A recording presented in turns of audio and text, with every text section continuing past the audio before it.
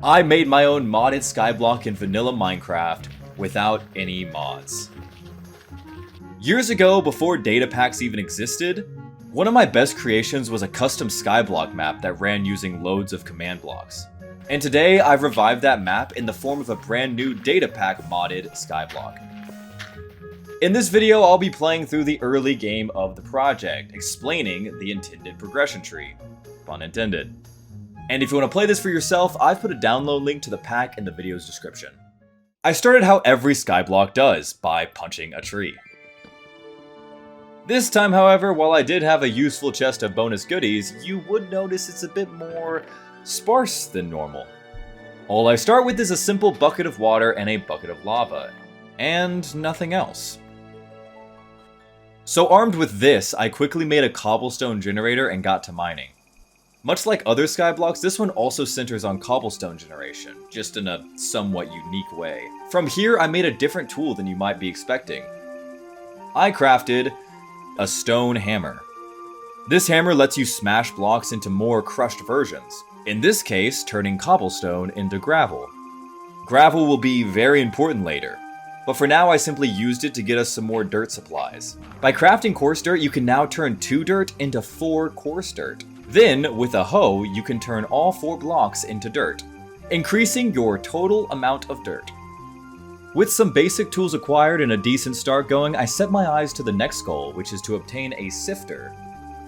The sifter will allow me to take various crushed blocks, like gravel, and occasionally find valuable items hidden inside. However, I need string to craft this, so before I can get going on a sifter, I would need to bridge out and build at least a small mob farm. So I grind out mining away at the cobblestone generator to obtain the building blocks I would need. I went with a really quick and simple cobblestone slab platform built a bit away from the island. The idea was that at night I would be able to keep my distance. A few mobs would spawn and I could kill them. This worked right away, though I got a skeleton to spawn instead of a spider.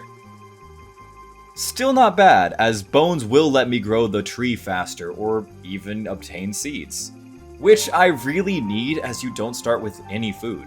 But after running back and forth a few times, it wasn't too long before I got a few spiders to spawn. And after quickly and professionally taking them all out, I had all the string that I would need for now. And so, with string acquired, I crafted the sifter. And here's where the pack starts to pick up a bit. As you can see, once we get the sifter, the advancements start to branch like crazy. Plenty of resources can be obtained through sifting, and thus it is essential to the progression. I started by sifting a bit of gravel I had lying around, and quickly got pointed dripstone, some coal, and even a bit of iron. And from here it was clear that the next step in my progression would require a lot of gravel. So I got to sifting.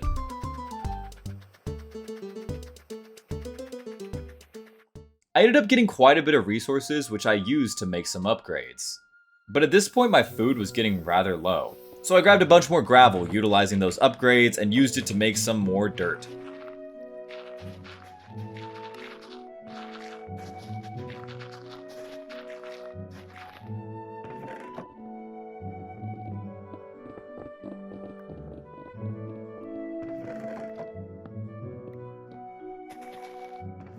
This time the goal was to sift the dirt to hopefully find some crop seeds.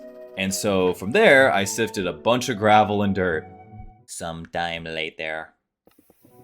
I had successfully hit a good chunk of those initial goals. I had some good starter resources and some food going, so I just had to determine what to do next. From here, the name of the game was, well, it was Minecraft, but my goal was to do a bunch of expansion. Though before I could expand too much, I need to get infinite water. I used this trick I saw Doc M show off on his recent Skyblock, which was to use glass bottles to fill up a cauldron. Having infinite water would be useful for all kinds of things, but my next goal was a proper mob farm. And so after a lot of grinding away at a cobblestone generator, I started building a mob farm. And finished building it. Not exactly a notable design, but it is the Skyblock classic, so I went simple. This secured a strong supply of bones, and more importantly, string, which allowed me to make a ton more sifters. And so from here I set a weight on my mouse and let it get to mining. I needed gravel. Lots of gravel. 18 stacks later and I was ready to sift. And after 10 minutes of sifting, I had loads of resources required, most importantly, a single diamond. Why was this diamond so important? Well, plenty of the machines in the pack require at least one diamond in the recipe. And so, what did I decide to make with this valuable diamond? My choices were between the placer, breaker, mob fan, and extruder. The extruder would let me obtain all the different types of stone, some of which actually gate us at the moment. The placer would make for some easier automation of some stuff, but in this case a dropper is just as good for at least automating sifting. The mob fan, while nice, wouldn't really do a ton, so I pushed it aside. So the obvious choice was the breaker. This would allow me to automate the mining of the cobblestone generator. And if I put hammers inside the breaker, they will work and automate gravel, which is awesome. So with my new breaker acquired, I started building a new platform to house various automations and machines. Oh, and I also switched to gold and carrots for food, as I have a decent amount of gold, but not much to do with it. From here, I started making a new cobblestone generator.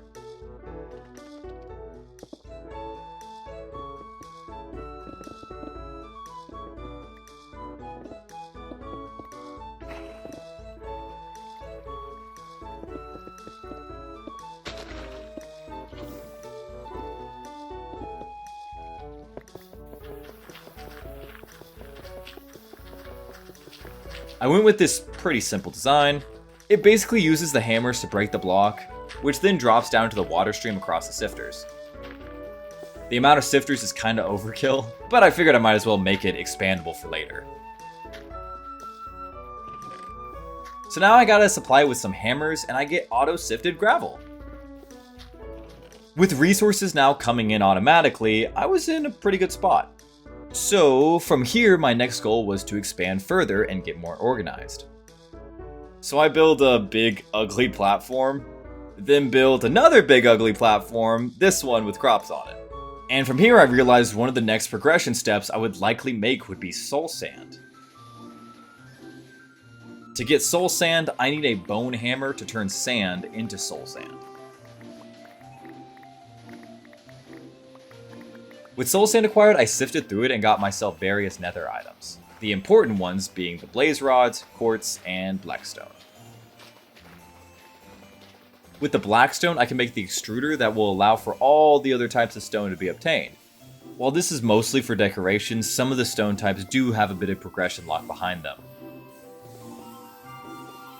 For now, I was mostly just focused on cleaning up, making a bit of a storage room, farming area, and general resource production. I got a decent start on storage. This will of course be expanded later. And I did end up getting another diamond, which I decided to invest into another block breaker to double the gravel sifting speeds. With these upgrades done and storage sorted, for now, I set my sights on obtaining some new resource types that would allow for further progression. The two I wanted most were clay and mud.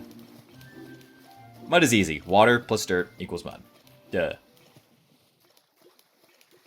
I also knew I would need a lot of dirt, so I decided to upgrade to some better tools for the job. The big hoe and excavator made the task a whole lot faster.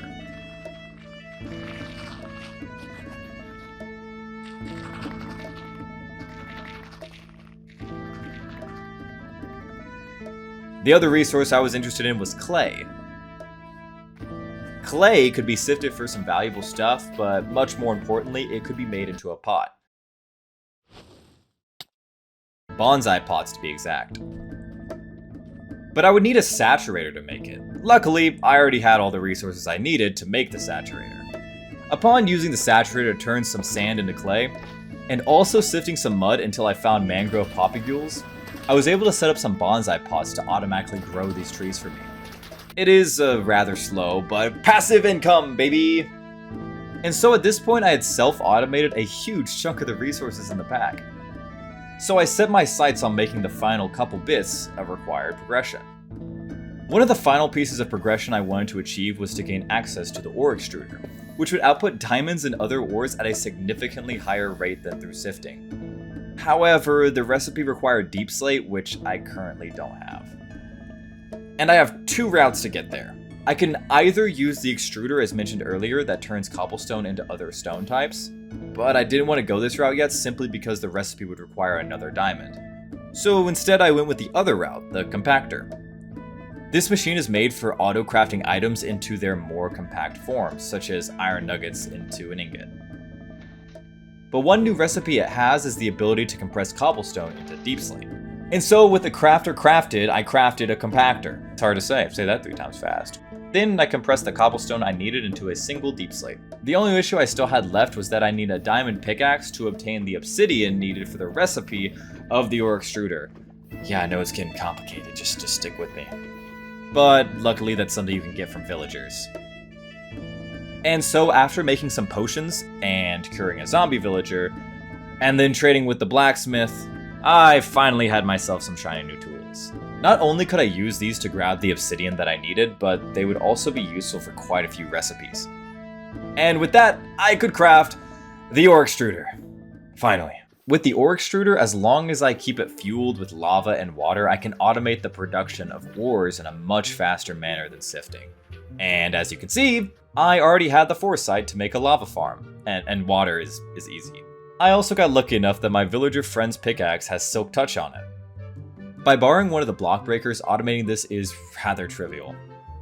Though I do still need to automate the input of water and lava, but for that I can use fluid pipes. The fluid pipe will automatically generate water when placed next to a source block, inputting it into the ore extruder. So that just leaves lava, which is a project for another time. Later me, not right now, In the process of setting all of that up, I got lucky and it extruded a diamond ore. Luckily, as we also now have 1 spare diamond from sifting, I can put the pickaxe tray to good use and make the crusher. This is a block that basically just crushes anything placed above it, but importantly in our case can be used to turn ores into chunks. These chunks, when placed in the washer I just crafted, turn into their ingot form. Basically, this process can be equated to the fortune enchant, except consistent and better. And just like that, the 1 diamond ore turned into 3 diamonds. And so, while there is plenty of other stuff to do, that's definitely a great ending point for this episode. Let me know if y'all liked it, and if you did, I'll be sure to make another one. And if you want to play this data pack for yourself, I have a download link down in the video description. Thanks for watching.